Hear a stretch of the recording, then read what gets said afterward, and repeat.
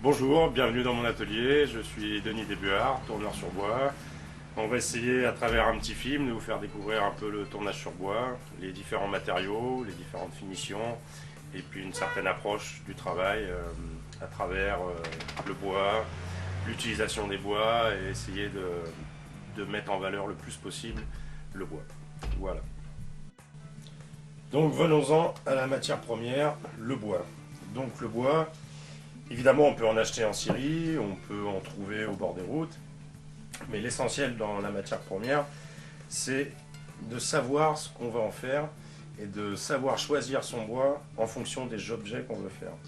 Alors souvent, c'est plus le bois qui nous guide dans ses choix que le contraire. Donc on peut travailler toutes sortes de bois. L'avantage en tournage, c'est qu'on peut travailler aussi bien des petites pièces de cette taille-là, des toutes petites branches, comme ici par exemple des branches d'if, du buis, du frêne, de l'if encore. Et après, pour tout ce qui est pour faire des coupelles, à ce moment-là on part de plateaux. Donc qu'est-ce qu'un plateau? C'est des arbres qui sont sciés en dos, ce qu'on appelle, qui sont sciés de long, en planches plus ou moins épaisses, dans lequel on va retracer au compas des disques, qu'on va redécouper à la scie à ruban, et qu'on va après tourner pour donner des écuelles, des boîtes, tout autre objet, quoi. Voilà. Donc on peut avoir un peu tous les types de débits en fonction du travail qu'on va faire. Donc on peut avoir des petits carrelets comme ça qui vont servir à faire des manches de pilon par exemple, des carrelets beaucoup plus petits pour faire des porte-clés, pour faire des tout petits objets, pour faire des petites pointes sur les boîtes, des disques après de toute taille, de toute épaisseur, voire beaucoup plus grands comme ceci. Ensuite on peut avoir aussi des débits où l'on garde l'écorce sur le bois pour faire des pièces avec le bord naturel. On verra ça sur la galerie. Et après, on peut avoir vraiment de très gros disques qu'on taille directement à la tronçonneuse dans des loupes, comme par exemple celle-ci, une loupe de peuplier. Alors un petit mot sur la loupe de peuplier, sur les loupes en général. Les loupes sont des excroissances qui se créent sur les arbres dues à une blessure. L'arbre, pour cicatriser, essaye de mettre des rejets. Donc pour cicatriser la plaie qu'il a. Et ces petits rejets finissent par former une boule, parce que souvent il meurt arrivé l'hiver, donc le bois repousse par-dessus et enferme à chaque fois un petit nœud à l'intérieur de l'arbre.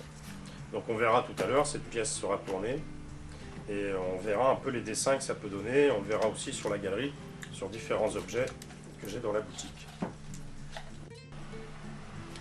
Donc voilà une ébauche de frêne, comme on a vu tout à l'heure, donc un petit disque qui a été découpé. On y perce un trou dans l'axe pour pouvoir le fixer sur le tour. Et voilà la pièce finie que ça va donner, quoi. Donc des petits bols en frêne. On peut bien apercevoir le veinage. Donc le frêne, un bois blanc assez régulier, qui peut avoir différents veinages plus ou moins foncés, quoi. Donc voilà un carrelet d'orme. Donc un débit à faire juste un petit carré taillé dans les plateaux. Et voilà la pièce une fois finie. Ça donnera un petit œuf. Voilà. Donc l'orme, un bois très brun, très marqué. Alors sur les petites pièces comme ça, j'utilise une finition vernie au tampon. C'est-à-dire qu'on y passe une huile à vernir. Et ensuite, grâce à la friction lors du tour, on y applique un vernis à l'alcool qui va s'évaporer et sécher directement sur la pièce. Donc un morceau de buis. Donc là on prend le tronc directement et on coupe à la longueur qu'on a besoin. Et voilà la pièce que ça va donner. Donc des petites coupelles décoratives. L'avantage du buis, étant donné sa densité et sa dureté, on peut arriver à un travail très très fin. Voilà. Donc un veinage blanc, plus ou moins marqué de noir, suivant la taille des arbres.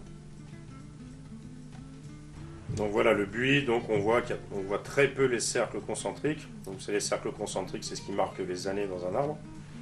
Donc là on le voit très peu sur le buis parce que c'est un bois très dense, très serré. Voilà. On le voit bien après aussi sur la pièce une fois tournée. Donc voilà un autre exemple. Ici nous avons une branche d'if. Donc l'if, un arbre que l'on trouve régulièrement dans les cimetières, près des chapelles. Un arbre qui est très synonyme de longévité. Alors la particularité de l'if, c'est d'avoir le cœur qui est orange et l'aubier qui est blanc. Alors qu'est-ce que l'aubier? L'aubier, c'est le bois en formation. C'est le bois qui devient petit à petit de plus en plus dur, par là où circule la sève. Voilà. Donc voilà, une petite pièce réalisée dans une petite branche, comme ça, d'if. Pareil, l'if, un bois assez dense, on peut travailler très fin. Et surtout, ce qui est intéressant, comme je viens de vous le dire, c'est de garder ces différences de couleurs. Ne pas essayer de réduire la pièce pour avoir que le bois orange, mais essayer de garder le blanc et l'orange de manière à avoir un contraste dans la pièce.